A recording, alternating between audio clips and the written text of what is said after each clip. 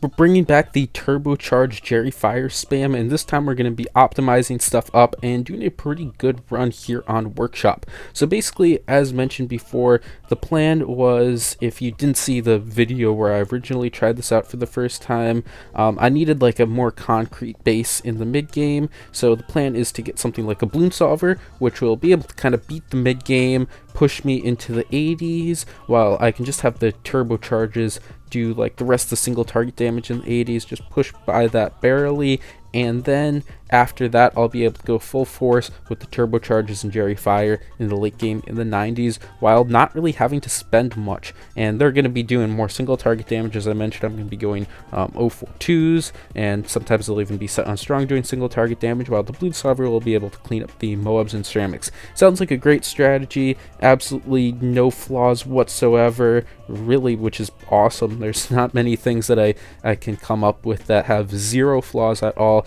Literally all the bases are covered with just like a few towers and not having to get extraneous amount of support. If anything, the only flaw is that the late 80s can actually get like stupidly difficult for no reason. That's not something that many strategies struggle with, but with enough turbocharge abilities you should just be able to fly through it. And if need be, I could spend a little extra on a Jerry item, although I'd like to not. And as always with Jerry and tryharding with Jerry, you're getting Geraldo on round 58, so this early game will be done with no Geraldo, which I guess is a good thing because I'm forced to be really resourceful. If I got Jerry down here, I'd probably be using a few glues because I'm lazy like that, but we're going to be doing it without. I'm going to get that one foam to decamo. That's going to help decamo DDTs too, of course, and then I'm going to be rushing a Bloon solver. Got to get this before round 63 or else we just get a ton of problems. And an addition that I'm making this time, which I actually did a run before that was not very good at all. It got nowhere close to what spare I had in this run, which is like 74,000 spare. But what I'm doing this time, instead of going for a bunch of turbocharges saving up for a Bloon solver, I'm just going to be getting a Moab shove, which is out of the line. It's technically like wasted money, but not so much because this thing is going to be very necessary to get all my upgrades that I need in time without having to spend anything on the motors. I haven't spent a single motor yet, so we're going to be going really cheap on the motors, which on Workshop is a pretty darn big deal. On other maps they don't really exist, so it's like not a problem there, but being able to save so much on the motors is going to be well worth it for this Moab shove. Plus it's going to be able to help with DDTs and all that stuff. It's just a good addition to have. I can't really stall anything. I tried stalling with the Moab shove, but it just didn't really work out, so I'm not really going to be doing that or worrying about that. But anyways, I can get solver with just that, and then I'll be going for the primary mentoring. This was an upgrade that I was kind of debating. Do I want to get the primary mentoring or not? And I end up just getting it. It's going to save like $1,000, so for the price of $1,600 I'm getting 15% more ability cooldowns, which I feel like definitely did help me out a good bit. And maybe it saved me money, maybe it didn't. At least it's somewhat near the middle, so if the worst comes to worst, it's not that inefficient if it is technically an inefficiency. And then I'm just going to be throwing a 301 alk on the Bloon solver there, which will be making the Bloon solver actually a lot stronger. And I'm going to be getting a total of, I believe it's is it 5 permacharges? Yeah, five, no, not permacharges. It would be crazy if you had 5 permacharges. 5 turbocharges, and they're going to be doing a lot of work. I had to turn on snap placements to get that one, but I'm going to be able to get these all around that one village. And of course, we have that lonely 102 spike that was required for the early game. I had to get the 002 upgrade on that so I could beat round 63 without Geraldo, of course. And now this whole setup's just going to be carrying along into the late game, which is going to be awesome. So I'm going to come back in time for that.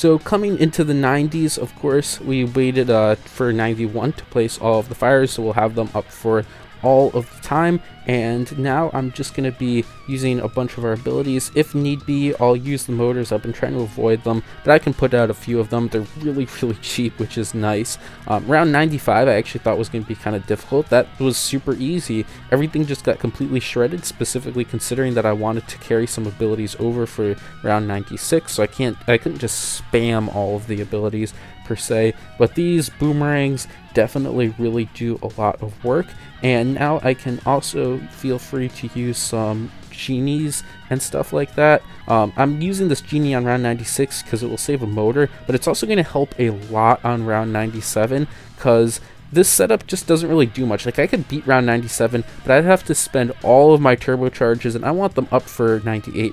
What I can do, though, for 97 at least, is at least have that genie. It's going to save a motor on around 96, which is a very good thing. I'll be able to use the genie again on 97 too, and then I'll put down 4 creepy idols, which will allow me to squeeze by round 97.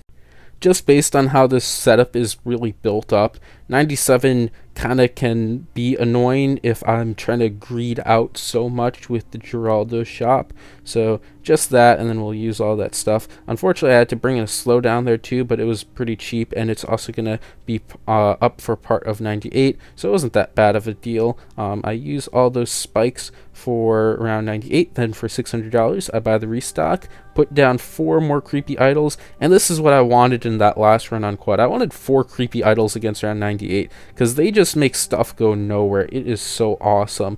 And then Solver is just going to be able to clean up all of this, so you could like see the cash spare now. It's getting up there. I haven't really spent a whole lot, and I'm still able to destroy all of these rounds while still having pretty cheap motors. I'll bring a genie in for 99, trying to save a lot of those abilities for 100. Unfortunately, that doesn't reach the foam, doesn't reach the DDTs that will pop out on round 100, so I'm going to end up just spiking those for the most part, and then it's time to just continue on 100 with another genie too.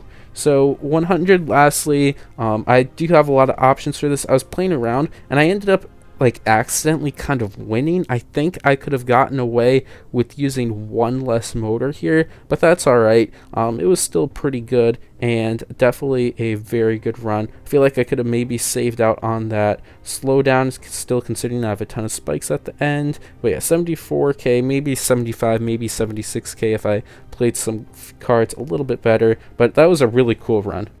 Thanks for watching. If you want to help out the channel, you can check out these new videos, like and subscribe for more content, support the channel by becoming a member, and joining the Discord to chat with the community. Bye!